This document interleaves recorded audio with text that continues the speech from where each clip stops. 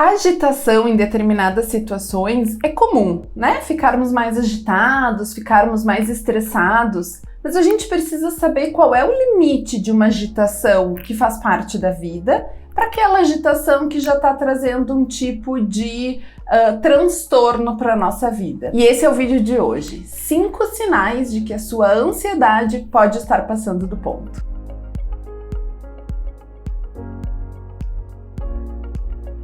Olá, seja bem-vindo ao Tratando Sua Ansiedade. Eu me chamo Laura Potrick, eu sou psicóloga e sou especialista no tratamento da ansiedade. Eu ajudo você a dominar a sua ansiedade, entendendo melhor como ela funciona e conhecendo ferramentas que te ajudam a levar uma vida que vale a pena ser vivida. E hoje eu separei então 5 sinais que vão te ajudar a identificar que a sua ansiedade tá passando do ponto, tá um pouco exagerada para as situações que você vive, que tá te trazendo sofrimento, causando algum tipo de prejuízos na sua vida. Então, olha só, é normal a gente ter situações na nossa vida que nos geram mais ansiedade mesmo, né? Então, por exemplo, quando a gente está começando num novo emprego, quando a gente tem uma apresentação importante para fazer, quando nós vamos realizar uma viagem que a gente estava esperando muito para ser feita, ou até mesmo numa situação de receber um diagnóstico que para nós pode ser muito difícil. Nessas situações, é natural nós nos sentirmos mais ansiosos, é natural nós ficarmos mais agitados,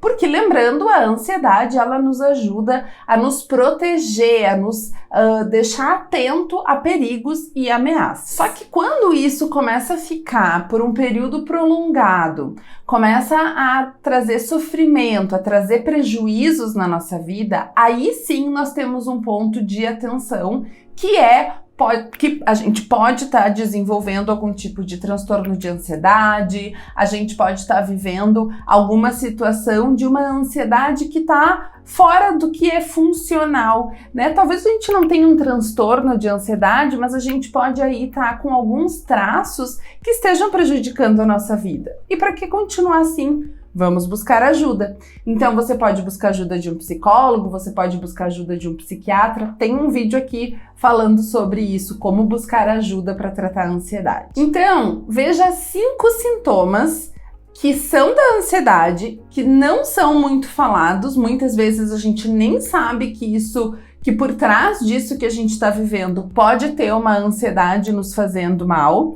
E o último é o mais interessante, é o que mais as pessoas me dizem: nossa, Laura, eu nunca imaginei que isso fosse um sintoma de ansiedade. O primeiro deles é não conseguir dormir direito, é ter problemas tanto para pegar no sono, quanto acordar no meio da noite e não vou conseguir voltar a dormir, quanto também, a terceira opção, né, acordar muito antes do horário que seria o necessário naquele momento. Por que isso acontece? O ansioso é uma pessoa muito preocupada, é uma pessoa com um pensamento muito acelerado. Então, muitas vezes, a pessoa, ao deitar, começa a pensar em todos os problemas que tem, em todas as coisas que precisa resolver, em todas as situações que está envolvido, e isso pode, sim, tirar o sono, pode gerar um desconforto para dormir.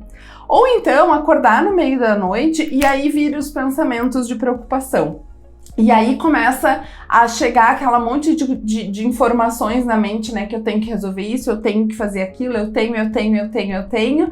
E aí acaba perdendo o sono. Muitas pessoas levantam e vão trabalhar e vão resolver os seus problemas, aqueles que são possíveis de serem resolvidos na madrugada. Ou ainda a pessoa passa um dia tão cansada, né? Tão estressada, tão agitada, tão tensa, que chega à noite e é difícil de relaxar e aí acaba tendo dificuldades para dormir. E é por isso que eu criei o Guia para Dormir Melhor. São 10 passos para você colocar em prática já a cada aula que você assistir. Então são 10 aulas super curtinhas que vão direto ao ponto para ajudar você a melhorar essa sua noite do sono.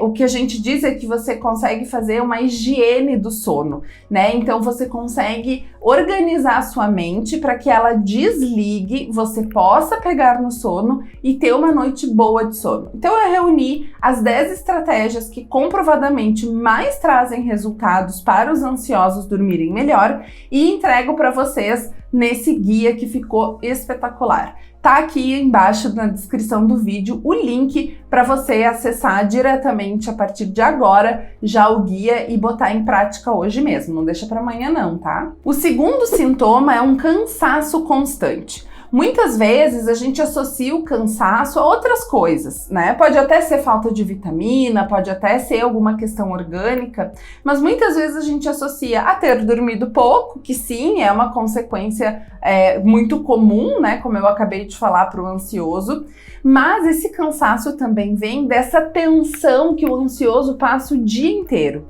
Então é muito comum de a pessoa ansiosa ter a musculatura muito tensa, muito rígida, ter uma dificuldade para relaxar, né? Inclusive muitas pessoas me dizem, nossa, Laura, quando eu começo a relaxar, aí eu fico preocupada que eu tô relaxada demais, eu não devia estar assim porque eu tenho muitos problemas para resolver, eu tenho muitas coisas para fazer, né? Então isso é uma coisa importante, assim, de a gente ter clareza, que o cansaço também pode ter a ver com essa dificuldade de passar um dia mais deixando que as coisas fluam, deixando que as coisas aconteçam naturalmente, né? De querer controlar o tempo inteiro, de ficar o tempo inteiro ali tenso. O terceiro sintoma são as preocupações excessivas. Essa é uma das características mais comuns quando a gente conhece um ansioso. Muitas vezes a pessoa nem se dá conta disso. A pessoa diz, não, mas essa é a minha característica, eu sou assim desde sempre. Não é excessivo, todas as pessoas se preocupam. Sim,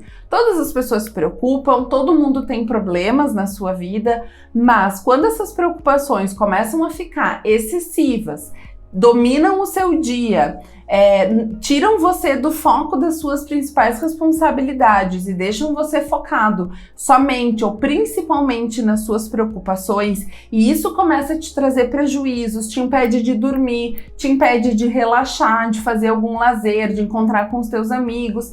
E isto é um problema, sim, e as preocupações são uma das primeiras coisas que a terapia cognitivo-comportamental consegue ajudar as pessoas a organizar, a preocupar com aquilo que precisa se preocupar. A quarta característica é dificuldade de se concentrar.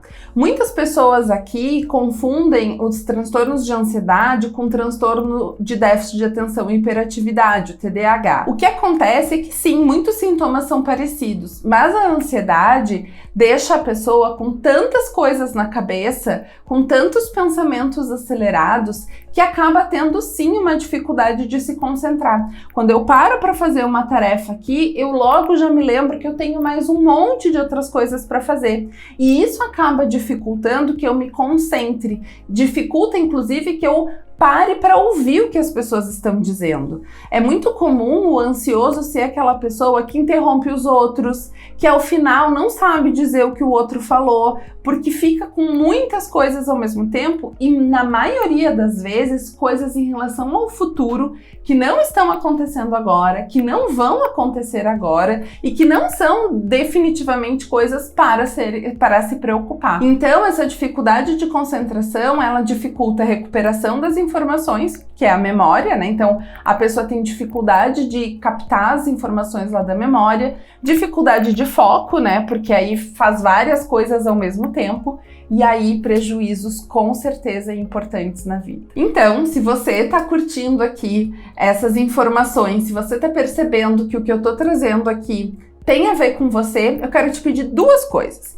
Primeiro, me diz aqui nos comentários como é que é isso na sua vida, se você se identifica com algum desses sintomas que eu te falei até agora. E segundo, se inscreve no canal, curte esse vídeo, né, para que você receba os próximos vídeos em primeira mão. E aí agora eu vou te contar o quinto sintoma mais comum e que muitas vezes a gente não se dá conta que essa situação tem a ver com ansiedade. Olha só, é a irritação frequente. Sabe aquela pessoa que vive irritada, que vive estressada, que você nem sabe como chegar para perguntar as coisas para ela, porque você não sabe se a pessoa vai te responder de forma agradável, se a pessoa vai ser desagradável, vai ser mais irritadiça na sua resposta? Isso é um sinal que a ansiedade está presente na vida dessa pessoa.